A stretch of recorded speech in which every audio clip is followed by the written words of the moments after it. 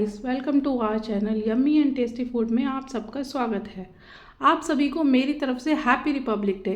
आज हमारे कॉन्स्टिट्यूशन को लागू हुए 77 ईयर्स हो चुके हैं, तो आज हम मना रहे हैं 77 रिपब्लिक डे। तो रिपब्लिक डे है तो कॉन्स्टिट्यूशन है, और कॉन्स्टिट्यूशन है तो हमारे देश के तिरंगे की बात तो होगी ही होगी। तो आज हम मनाने जा रहे हैं हमारे तिरंगे को प्रेजेंट करने वाली मिठाई, क्योंकि हमारे तिरंगे में 3 रंग हैं, तो हमारी जो इंग्रेडिएंट है वो भी बिल्कुल 3 ही हैं। तो चलिए आज हम आपको दिखाते हैं।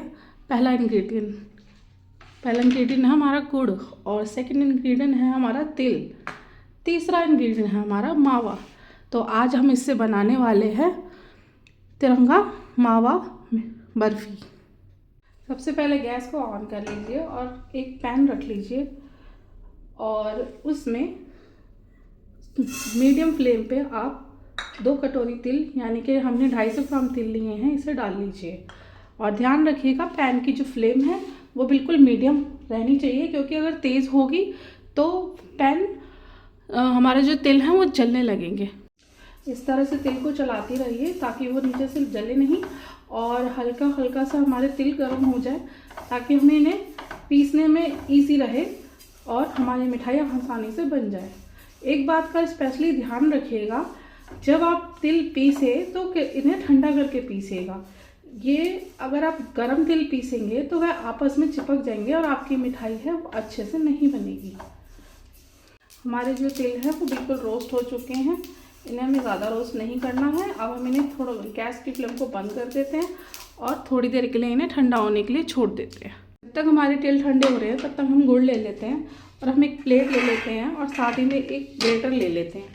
इस ग्रेटर से हम इस तरह गुड़ को ग्रेट कर लेंगे ताकि यह बिल्कुल चूरा चूरा टाइप हो जाए। हमारा गुड़ ग्रेट हो चुका है, हमने 200 ग्राम गुड़ लिया था, आप अपने हिसाब से कम या ज़्यादा कर सकते हैं। अब हमारे तिल ठंडे हो चुके हैं और हम इन्हें ग्राइंड कर लेते हैं। हमने तिल का फाइन पाउडर बना लिया है। अब हम नेक्स्ट स्टेप कर लेते हैं, जिसमें हमें मावे को भुनना है। हमने अमूल कंपनी का मावा लिया है जो कि लगभग 200 ग्राम है। और एक बार ध्यान रखिएगा कि मावा बिल्कुल ठंडा ना हो, क्योंकि सर्दियां हैं और मावा हम ख़राब ना हो इसलिए फ्रीजर में रखते हैं। तो मावे को आप कम से कम लगभग 1 घंटा पहले बाहर निकाल कर रख लें और नॉर्मल रूम टेम्परेचर पर कर लें। हमने गैस को ऑन करके एक पैन रख लिया है, उसमें हम मावा डाल रहे हैं। ध्यान रखिएगा गैस की फ्लेम बिल्कुल स्लो होनी चाहिए, नहीं तो हमारा मावा जो है नीचे तले से लगने लग जाएगा। या फिर एक आप मोटे तले का पैन ले लीजिए, या आप कढ़ाई भी यूज़ कर सकते हैं। ना तो हम इसमें किसी प्रकार का घी यूज़ कर रहे हैं, ना ही चीनी।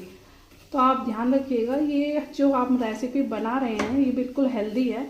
आप चाहे तो इसे शुगर पेशेंट को भी दे सकते हैं, लेकिन ज़्यादा मात्रा में मत दीजिएगा।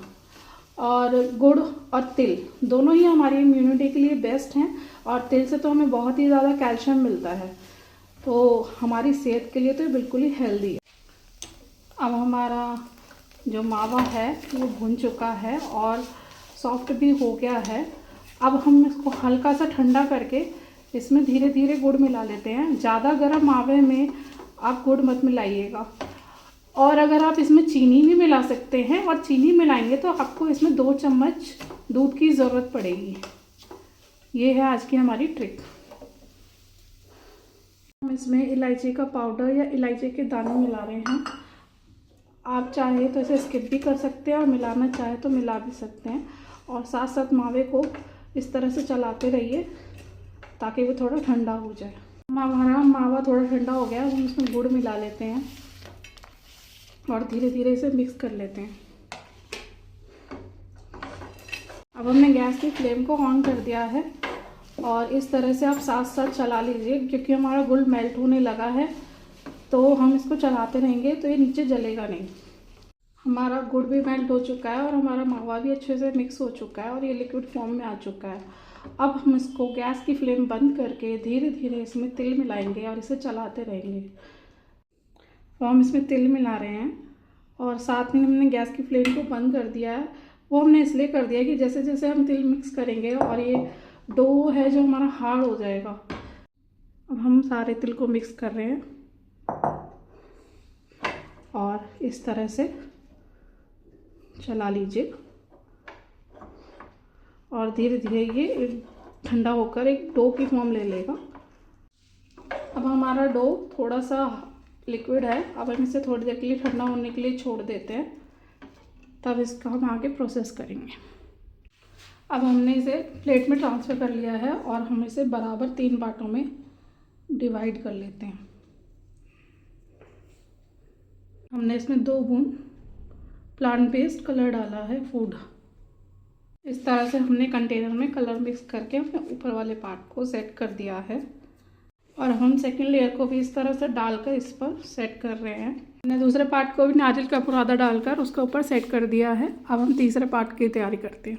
हमने बाउल में ग्रीन कलर डाल लिया है और अब हम इसे डालकर भी मिक्स कर लेंगे इस तरीके से। अब हम लास्ट पार्ट डालकर भी हम इसमें इस तरीके से सेट कर रहे हैं। ऐसे हमने अपने बर्फ़ी के डो को सेट कर लिया है और हम इस पर ऊपर से थोड़ा सा पिस्ता डाल रहे हैं जो कि ग्रीन कलर का ही है और इस तरह से आप इसे दबा दीजिए। आप चाहे तो स्पैचुला की हेल्प से भी ऐसे दबा सकते हो। आप इसे 1 घंटे के लिए रेफ्रिजरेटर में ठंडा होने के लिए रख दीजिए। हमारी बर्फ़ी सेट हो गई, अब हम इसे निकाल लेते हैं। बनकर तैयार है, अब हम इसे काट लेते हैं। आप सभी को हमारी तरफ से हैप्पी रिपब्लिक डे। अगर आपको हमारी वीडियो अच्छी लग रही हो और हमारी रेसिपीज़ पसंद आए तो हमारी चैनल को लाइक, शेयर एंड सब्सक्राइब कीजिए। आपके सब्सक्राइब करने से हमारी ग्रोथ को एक हेल्प मिलती है और ऐसी अच्छी वीडियो आगे हम लाते रहेंगे। नेक्स्ट वीडियो में मिलते हैं हम। Bye bye.